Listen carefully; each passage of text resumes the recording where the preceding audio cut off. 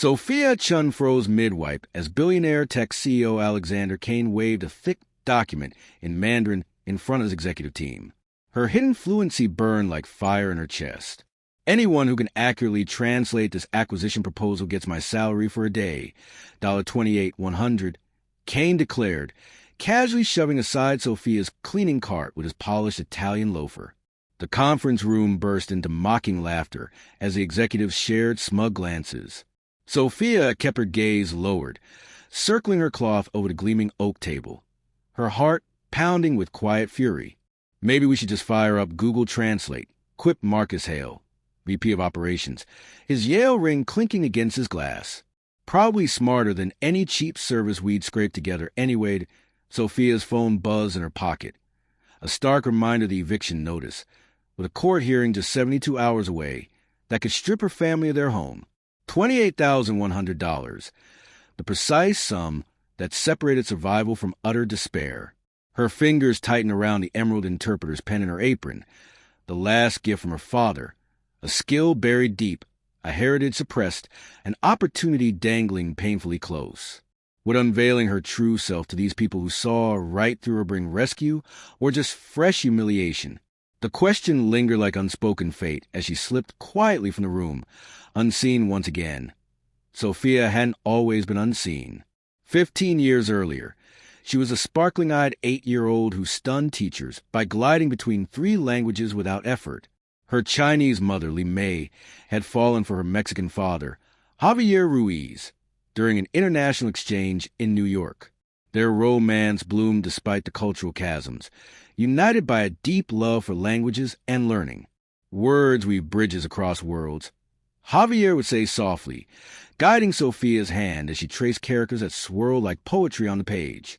By age 10, she translated family gatherings between her Chinese grandparents and Mexican relatives, drawing warm, proud beams from both sides. The emerald pen arrived for her 13th birthday, cool and substantial in her small hand, its surface etched with characters reading Wisdom Enlightens. Holding it close, she caught the faint cedar scent of her father's study, where endless hours dissolve into lessons over ancient texts. This pen once belonged to a master scholar, he told her. Now it belongs to another. 3 months later, Javier Ruiz was let go from Kane Tech in a strategic realignment. After 15 years forging the company's Latin American and Asian partnerships, he was discarded with severance that scarcely covered 2 months' bills. Health coverage vanished overnight. When a nagging cough revealed stage 4 pancreatic cancer, debts pile higher than job rejections. Sophia recalled the night her father came home from an interview, face drained of color. "They won't take me," he murmured to May. "Kane's blacklisted me everywhere. Something about trade secrets." 6 months on, Javier was gone, leaving $48,200 in medical debt, a shattered family, and an emerald pen that Sophia now carried always, both comfort and weight. May juggled 3 janitorial shifts. Her civil engineering degree from Tsinghua University meant nothing here without U.S. certification or networks. Sophia's dreams of linguistic scholarship dissolved when her mother's first stroke struck, compelling the 17-year-old to drop out senior year for instant work. Now 23, Sophia's life was a relentless grind, cleaning offices at Kane Tech from 4 p.m. to midnight, tending her partially paralyzed mother till dawn, snatching 3 hours sleep, then freelancing academic translations online from 8 a.m. to 2 p.m. as Lingua Link. The anonymous gigs paid $24 hourly, far better than cleaning's $15 to $27, but sporadic, and exposing her identity risked the fragile health benefits her mother clung to. 60-hour weeks, monthly math, $1,800 rent on their cramped 1-bedroom, for $180 for meds, $290 toward father's debt plan, $200 groceries, $160 utilities. Survival's equation left zero buffer. For 5 years, Sophia ghosted through Kane Tech, emptying bins while execs plotted billion-dollar moves. She'd mastered invisibility as her ears absorbed it all. Acquisitions, launches, shake-ups. Her fluency in Mandarin, Spanish, and English turned chatter into insight. She knew Alexander Kane slashed pensions while buying a $15.8 million Aspen retreat.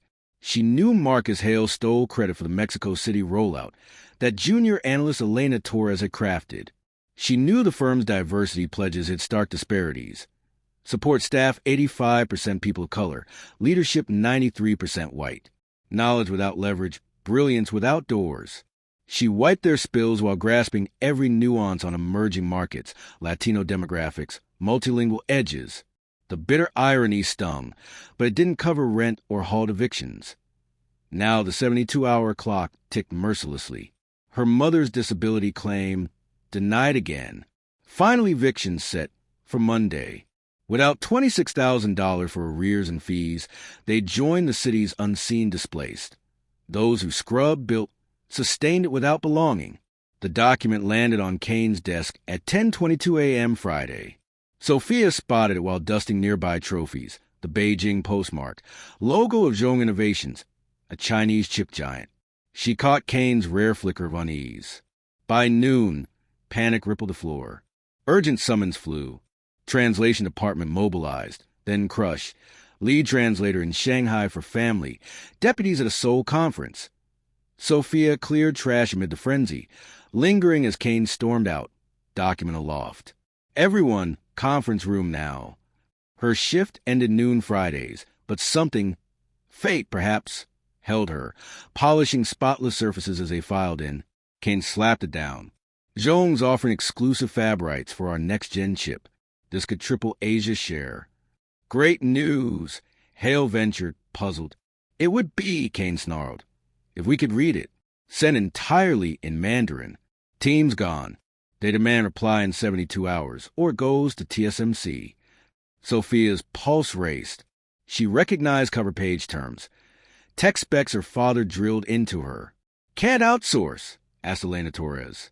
For this sensitive? Kane scoffed. Risk leaking to every rival?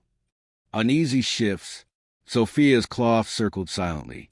I'll sweeten it, Kane said, spotting her, voice turning theatrical. Accurate full translation in 48 hours. My daily pay, $28,100. Silence. Then Hale's laugh, others joining. Hell, maybe the janitor can give a shot, Kane added, nodding her way. Though I doubt Mandarins on the cleaning curriculum.